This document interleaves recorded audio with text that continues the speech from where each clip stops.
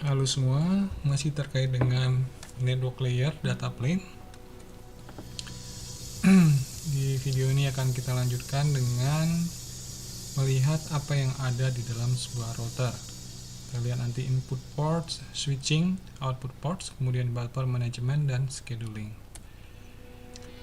Ini arsitektur dari router. Ada input ports, kemudian ada output ports. Dia di tengah-tengah ada high speed switching fabric. Jadi ada proses switching yang meneruskan paket dari input ports menuju ke output ports.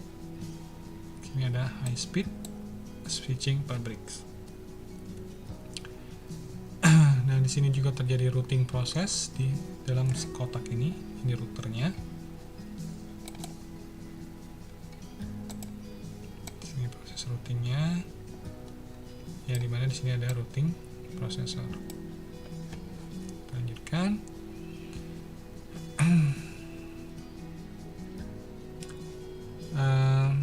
Routing processor tadi itu yang kita sebut dengan bagian control plane.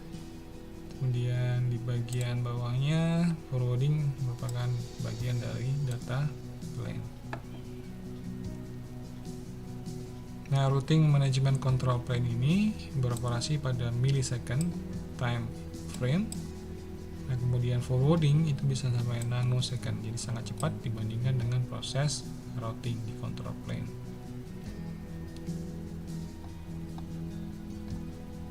Kita lanjutkan. Ini fungsi dari input ports. Jadi input ports terkait dengan layer 1 dan layer 2 ada line termination. Di physical layer ada bit level reception, jadi diterima per bit, kemudian dibawa ke layer 2 menjadi frame, terus diteruskan ke layer 3 menjadi paket. Ini dibawa ke link layer protokol, kemudian diteruskan ke lookup forwarding queuing, jadi masuk ke antrian.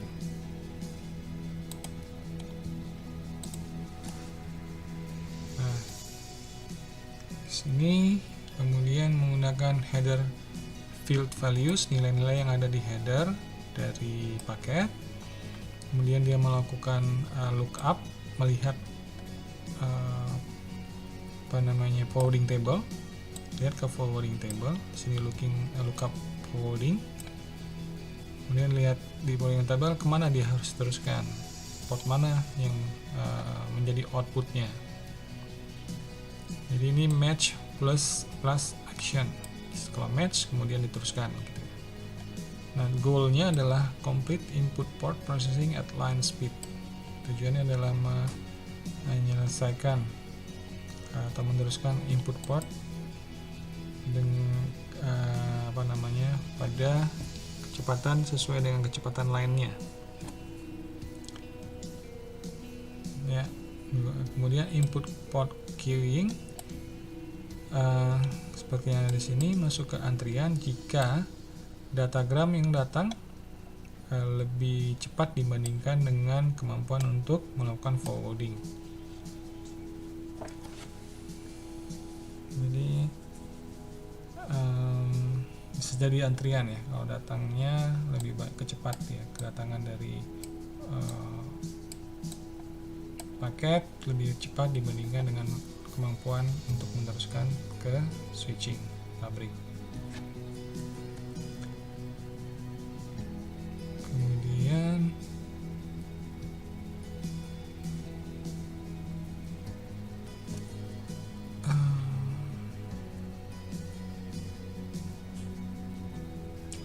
kemudian dia juga merupakan destination based forwarding, jadi di forward berdasarkan destinasinya. Destination IP address ini yang berlaku secara tradisional. Jadi proses routing itu ditentukan, forwarding ditentukan berdasarkan network tujuannya. Jadi IP address network tujuan. Nah, kalau dia menggunakan generalized forwarding,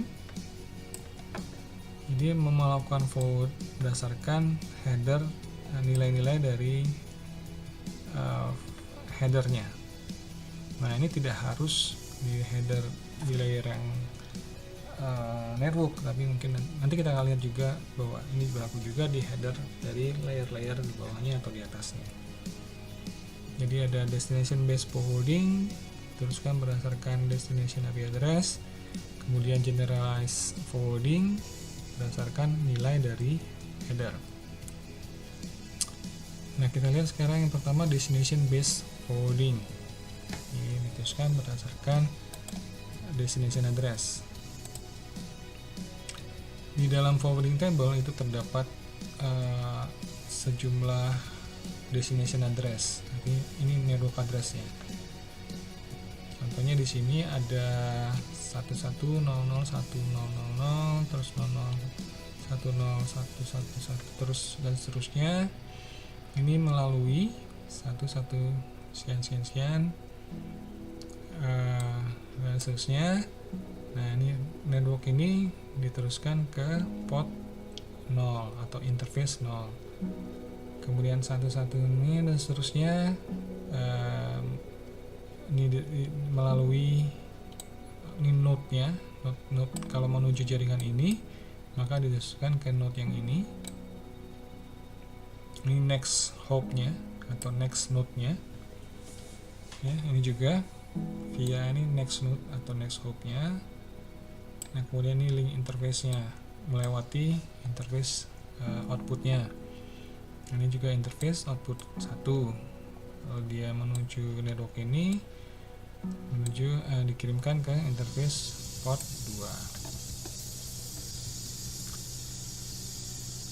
2. Nah, yang terakhir ini otherwise. Kalau tidak terdaftar di networknya ini, kalau tidak terdaftar di forwarding table, network tujuan yang tidak ada, jadi ini berlaku otherwise default gateway. Maka jika tidak terdaftar akan diteruskan ke interface 3. Ini merupakan default gateway. Jadi kalau kita memperhatikan konfigurasi komputer masing-masing di laptop maupun di PC, itu ketika kita konfigurasi IP address-nya itu akan ada IP address, subnet mask, kemudian ada default gateway. Default gateway itu adalah yang menjadi gerbang untuk keluar dari jaringan atau subnetnya. Jadi kalau kita tidak tahu tujuannya tujuan dari network itu tersebut tidak terdaftar di routing table atau di forwarding table, atau tidak tahu mau diteruskan kemana, teruskan saja ke default gateway. Oke. Nah, ini destination based forwarding. Cuma pertanyaannya sih, but what happens if ranges don't divide up so nicely? Contohnya seperti ini. Nah, kalau namanya dia tidak dibagi dengan bagus gitu ya, not nice. Seperti di sini ada seperti subnetnya. Jadi di atas sudah ada 110 dan seterusnya, kemudian 001, 0000, 000. Kemudian di bawah sini ada juga yang sama, mirip, bedanya hanya di bagian 1000 dibandingkan di sini 0000. Nah, kalau yang di atas diteruskan default next hop-nya adalah ini dengan belakangnya ada 1111. Kalau yang 100 diteruskan ke 111. Jadi beda node berikutnya. Hingga kita bisa lihat di sini link interface-nya juga berbeda. Kalau yang pertama itu di link interface 0, kalau yang kedua ini link interface output-nya adalah 3. Ya. Nah, jika persoalan ini muncul, maka bagaimana menentukan next node-nya? Apakah pakai yang pertama atau pakai yang kedua?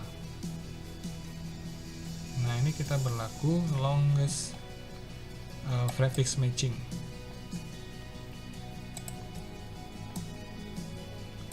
longest prefix match ketika melihat pada polling table entry polling table untuk destination address tertentu menggunakan longest address prefix that match destination address. Jadi yang paling panjang prefixnya itu yang digunakan untuk menentukan tujuan dari next node atau interface outputnya.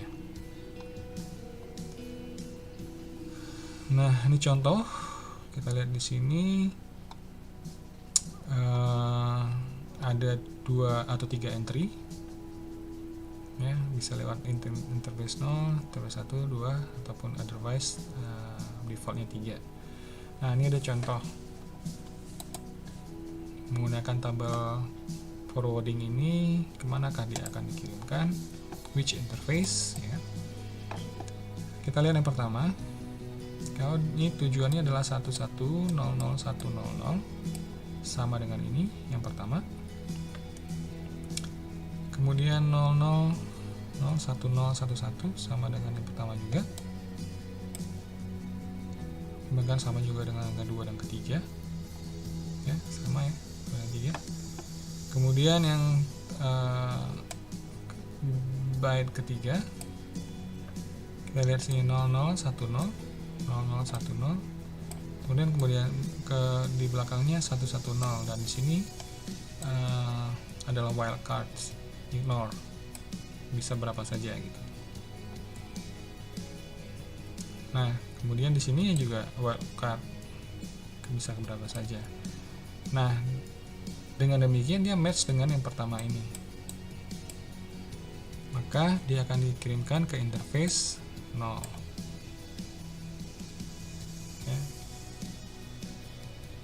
Lanjutkan match ya kan, akan dikirimkan ke interface 0. Nah, untuk yang kedua kita balik lagi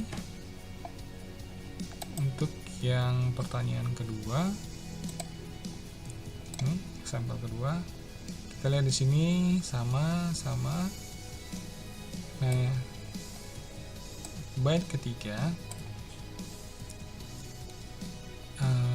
001100 match dengan yang entry kedua. Entry pertama juga bisa, cuma entry pertama tidak bisa. Entry ketiga ini bisa, tapi di sini ada wildcard atau ignore. Sementara di sini ada yang lebih spesifik. Nah, ini yang disebut dengan longest. Jadi kalau dia ada lebih panjang yang lebih cocok, ya, longest prefix matching, maka itulah yang digunakan. Jadi dibandingkan nomor 1 dan 2 atau entry 1 dan 2, maka yang akan digunakan adalah yang lebih panjang matchnya, itu yang ada 00, karena di sini adalah 00. Maka interface mana? Interface yang 1. Walaupun interface 2 juga match, tapi yang lebih match adalah interface 1.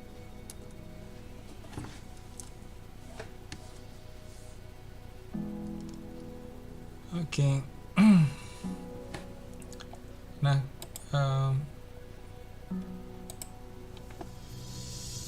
kenapa longest prefix match is used shortly when we study addressing? Kita akan lihat di sini, tapi sebenarnya dari penjelasan sebelumnya sudah jelas bahwa dia lebih match karena dia melihat prefixnya lebih panjang, lebih cocok ya. Kalau tadi ada wildcard yang belum yang tidak spesifik, ini lebih spesifik. Nah, kemudian seringkali disajikan menggunakan ternary content addressable memories. Jadi longest prefix matching ini seringkali disajikan dalam TCAM, content addressable memory. Jadi menjanjikan address ke TCM di memory, mengambil address dalam kecepatan 1 cycle, tidak bergantung pada ukuran tabelnya. Jadi walaupun besar atau kecil tetap aja 1 clock cycle. Nah, Cisco Catalyst itu mendekati 1 juta routing tables dalam TCAM. Jadi 1 juta entry pada memorinya TCAM.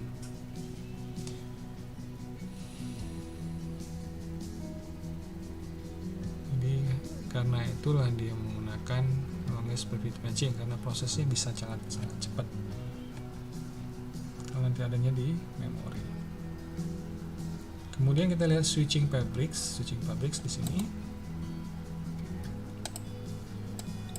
Di bagian data plane ada inputs, ada output ports. Jadi transfer paket dari satu input ke output. Nah, switching rate, kecepatan switching itu berdasarkan kecepatan data dikirimkan dari input ke output. Jadi switching maksud dengan switching rate, kecepatan dari penerimaan data satu input diteruskan ke port output. Nah, seringkali diukur pada multiple input output line rate. Nah, kalau multiple output line rate seperti ini, maka switching rate-nya adalah n kali kecepatan line per line, n kali line rate. Itu switching fabrics. Yang tujuannya adalah tadi mengirimkan paket dari satu input ke output. Ya, kemudian ini tiga tipe utama dari switching fabrics. Ada yang berdasarkan memori, melakukan switching berdasarkan memori, ada yang menggunakan bus, ada yang menggunakan interconnection network seperti sini. Ini ada 3 major types of switching fabrics. Kita lanjutkan. Nah, kita bahas dulu switching via memory. Ini merupakan first generation routers, merupakan traditional computers dengan kemampuan switching yang di bawah kontrol CPU. Paket di copy ke dalam memori, sistem memori, kemudian kecepatannya dibatasi oleh memory bandwidth, itu 2 bus crossing per datagram. Kita lihat nih simulasinya. Ada 1 paket dikirimkan sampai di memori, ada 2 paket di memori, kemudian diteruskan ke output port seperti itu, melewati sistem bus. Masuk dulu ke memori, baru diteruskan ke output. Nah, kalau switching via bus sama datagram from input port memory ke output port, tapi di sini melewati bus, shared bus.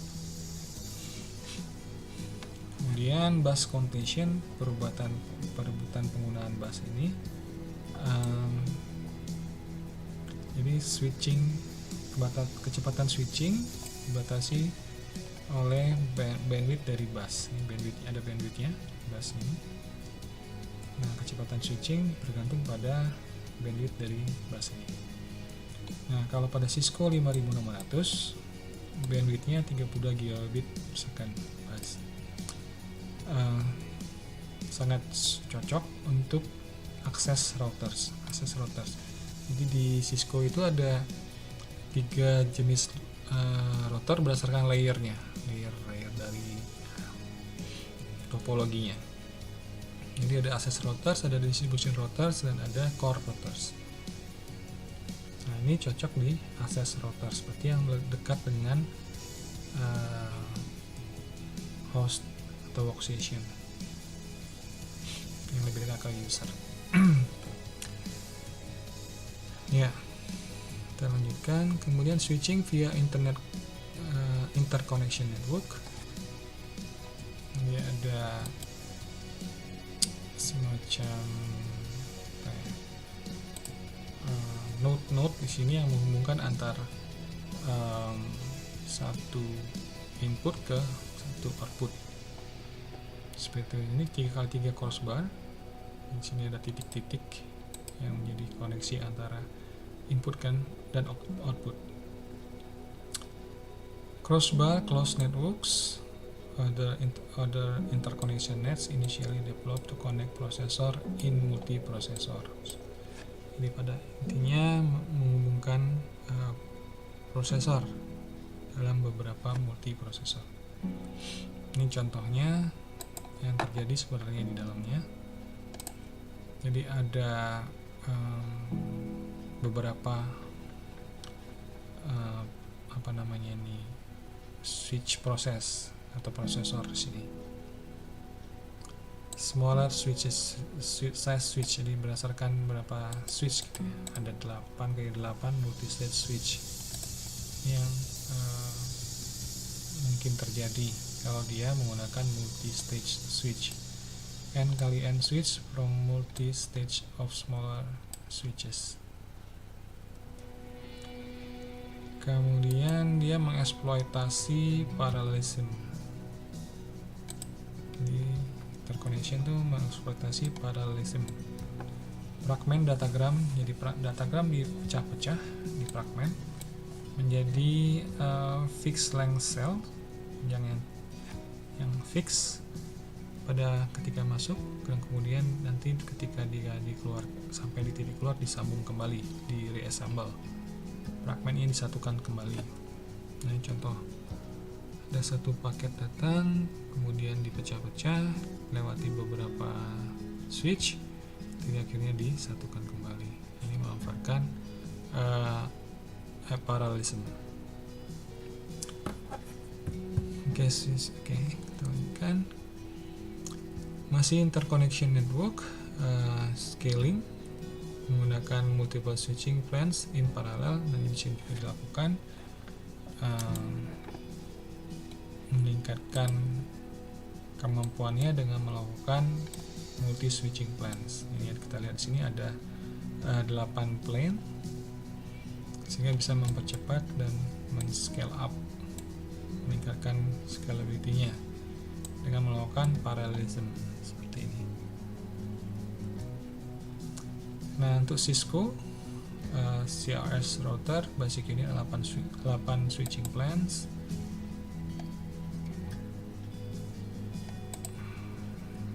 Setiap plane ada 3 stage. Yang 8 ada 3 state internet connection seperti yang tergambar di sini. Kemudian sampai 100-an terabyte per second switching capacity. Kapasitinya bisa sampai 100 terabytes. Ya, itu tadi beberapa tipe switching via memory, switching via bus, switching via interconnection network. Nah, kita sekarang masuk ke input port queuing. Jadi di input port itu bisa terjadi proses antrian. Jika pabrik switchnya itu lebih lambat dibandingkan input ports, maka terjadi antrian. Nah, kemudian dengan adanya queuing delay tadi bisa terjadi loss karena keterbatasan dari buffer, sehingga menyebabkan buffer overflow.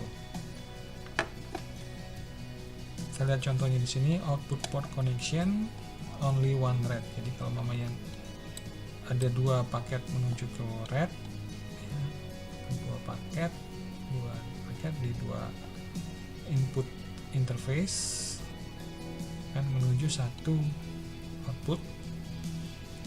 Nah, hanya 1 datagram yang dapat ditransfer. Kemudian yang satunya lagi di blok. Blok berarti masuk ke proses antrian di input. Nah, ini disebut dengan head of the line blocking.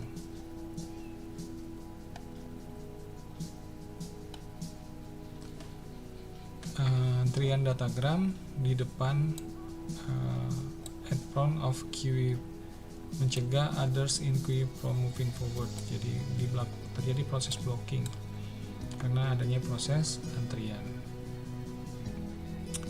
Seperti ini kita lihat ketika paket merah dikirimkan, maka hijau akan dalam proses HOL head of the line blocking. Nah, di bagian output juga bisa terjadi antrian, queuing, dan bisa terjadi proses buffering. Buffering dibutuhkan ketika datagrams yang datang lebih cepat dibandingkan dengan kemampuan untuk meneruskan atau mentransmisikan. Nah, ada drop policy. Kalau namanya data atau datagrams yang datang lebih cepat dan buffernya sudah penuh, maka akan ada drop policy, mana yang terlebih dahulu dibuang. Jadi which datagrams to drop if no free buffers. Nah, datagrams dapat hilang yang disebabkan oleh terjadinya congestion atau macet, dan juga karena jumlah buffer yang sedikit. Nah, dengan demikian perlu scheduling disciplines yang memilih datagram mana yang akan diteruskan. Jadi ada scheduling discipline akan memilih datagram yang akan diteruskan. Kemudian ini ada priority scheduling yang sama tadi, menentukan siapa yang duluan dikirimkan. Kemudian yang dengan ada priority scheduling ini menentukan who gets best performance, juga terkait dengan network neutrality. Bahwa jaringan itu harus netral, tidak berpihak maksudnya. Nah, this is a really important slide. Jadi ini harus benar-benar diperhatikan. Ada buffering di situ, ada scheduling disiplin, kemudian ada priority scheduling, dan bahwa data dapat hilang. Ya. Nah, terkait dengan antrian di sisi output, kita lihat di sini. Ini terjadi ketika data yang datang lebih cepat dibandingkan kemampuan untuk mentransmisikan data tersebut. Kemudian bisa terjadi data hilang karena buffer overflow. Nah, berapa besar buffering? How much buffering? Nah, menurut RFC 3439 rule of thumb, rata-rata buffering adalah sama dengan atau equal to round trip time, waktu bolak-balik paket dikirimkan dari pengirim dan penerima balik lagi, yaitu sekitar 250 milliseconds dikali dengan kapasitas dari link, capacity C.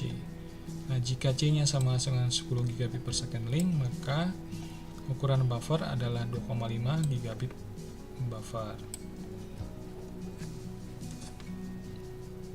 Ini menentukan besar dari buffering.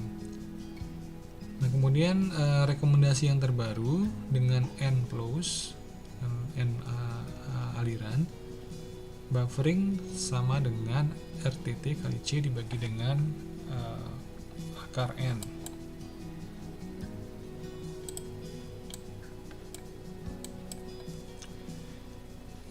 Ya, ini rumusnya untuk mendapatkan besar buffer. Nah, but too much buffering can increase delays. Jadi kalau terlalu banyak buffering itu akan meningkatkan delays, khususnya untuk home routers. Nah, round trip times yang tinggi akan mengakibatkan full performance yang buruk, khususnya untuk aplikasi real time, dan menyebabkan respon TCP-nya menjadi lambat. Nah, jika kita lihat lagi delay based congestion control, keep bottleneck link just full enough but no fuller. Jadi bottlenecknya harus dijaga cukup penuh, tapi jangan sampai lebih penuh lagi. Itu intinya. Kemudian buffer management. Nah, bagaimana mengelola buffer kalau nanti tadi ternyata terjadi overflow? Nah, bagian mana yang akan dibuang? Itu dilakukan oleh buffer management. Contohnya di sini ada abstraction, ada antrian, paket datang, masuk ke antrian, masuk kemudian server, kemudian paket dikirimkan.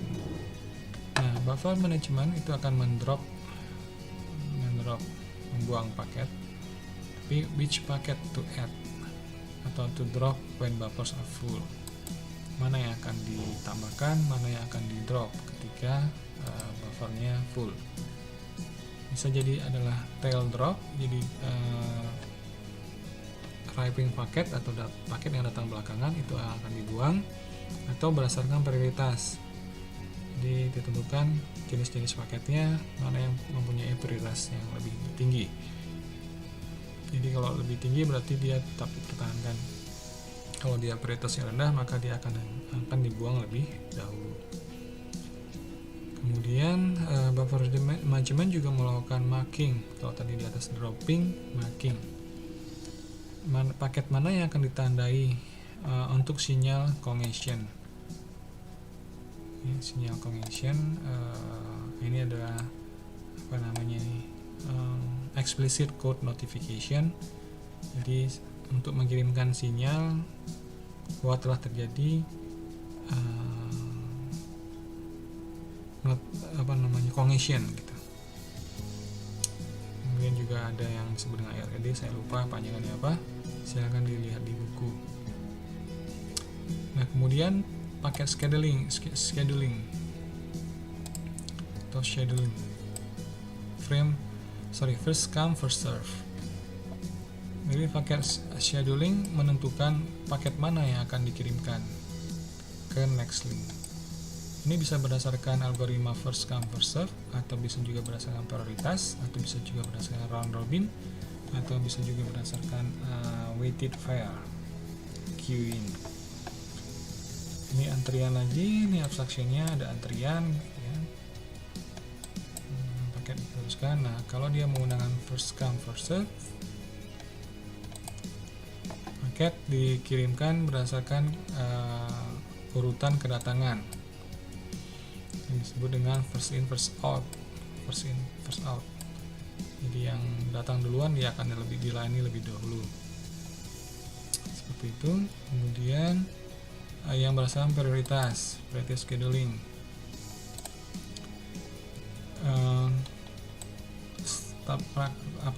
paket yang datang diklasifikasikan terus masuk ke antrian sesuai dengan kelasnya. Jadi dilihat dulu, bedakan kelasnya, kemudian dimasukkan ke antrian sesuai dengan kelasnya. Nah, semua atau setiap header fields dapat digunakan untuk menjadi bagian dari klasifikasi. Jadi klasifikasi ditentukan berdasarkan header dari paket IP. Kita lihat di sini nih ada high priority queue dan kemudian ada low priority queue. Nah, ketika paket datang maka akan diklasifikasikan mau merah atau hijau. Nah, kemudian baru masuk ke antrian, ring antrian, dan kemudian diteruskan.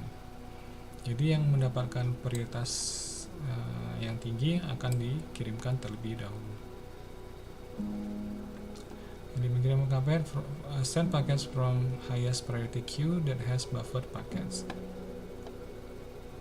Kemudian di dalam kelasnya dia menggunakan sistem first come first serve. Di dalam kelas ini mana yang didahulukan adalah sesuai dengan first come first serve.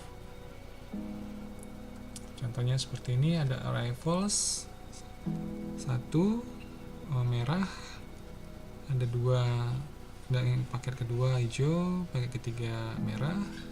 Nah, kita lihat di sini paket 1 langsung dikirim terlebih dahulu, kemudian 2 di belakangan, 3 terlebih dahulu karena 3 memiliki prioritas yang lebih tinggi. Nah, kemudian baru 2 dikirimkan karena tidak ada lagi yang merah yang sedang dalam proses pengiriman. Ketika 4 datang, ketika 2 sudah dikirim, maka 4 akan dikirimkan setelah 2. Nah, seterusnya. Nah, kemudian scheduling policies yang menggunakan round robin. Round robin berarti bergantian, bergiliran. Arriving traffic classified queued by class. Jadi tentukan kelasnya dulu, kemudian baru menggunakan antrian dalam kelas masing-masing. Kita lihat di sini ada pembagian kelas, ada merah, hijau, dan biru. Kemudian dalam kelas, setelah dibagi-bagi atas kelas, maka pengirimannya diatur menggunakan round robin policies. Jadi bergantian juga di sini, mulai dari merah dan terus hijau, biru, dan seterusnya. Pengklasifikasian ditentukan menggunakan header fields dari paket yang datang.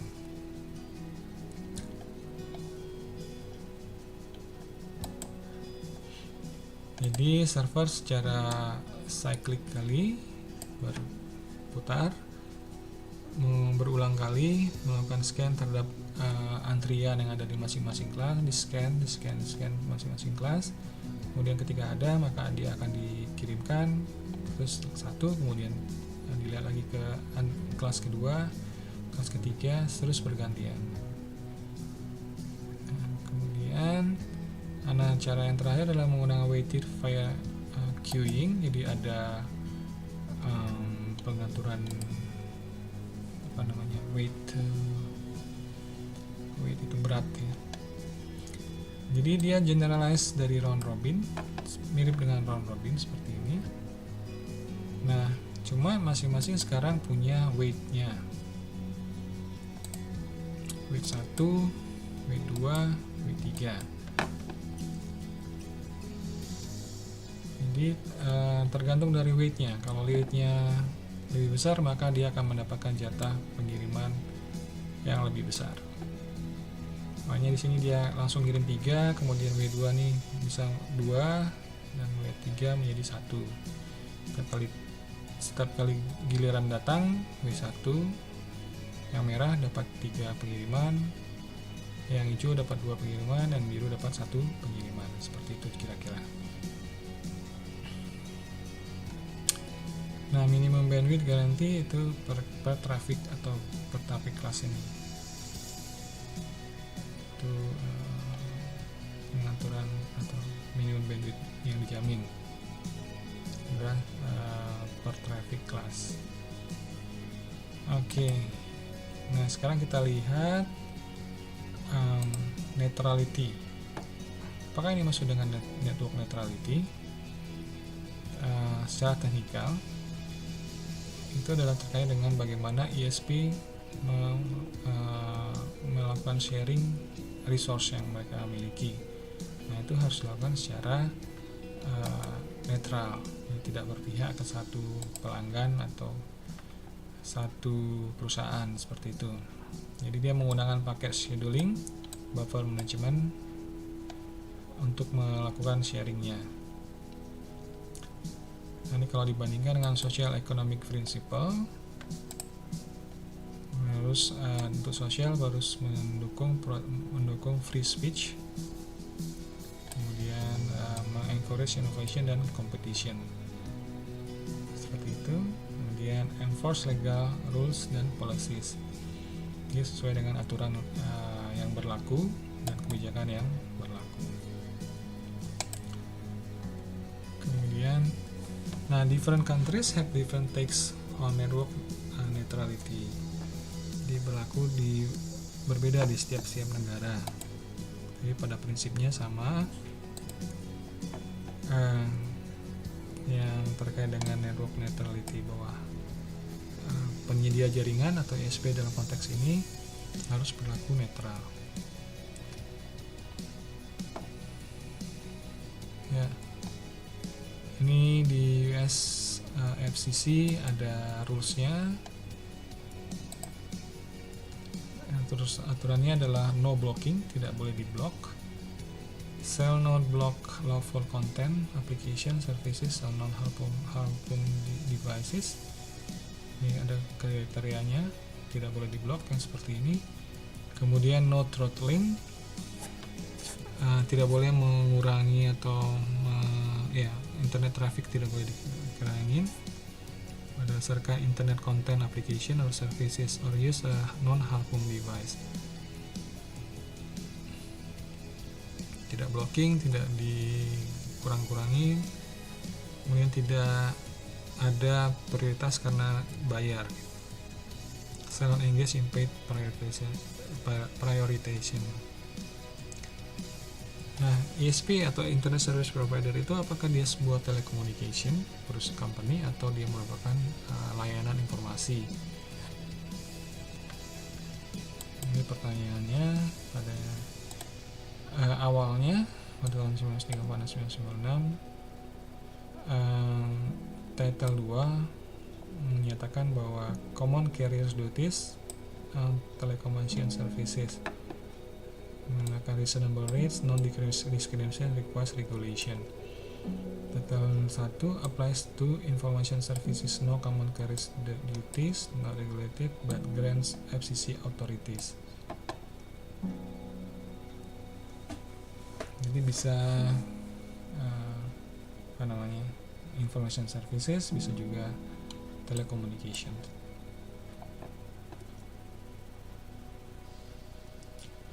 Oke, ya demikian apa yang di dalam sebuah router. Tadi juga sudah dijelaskan sedikit tentang neutrality pada ISP.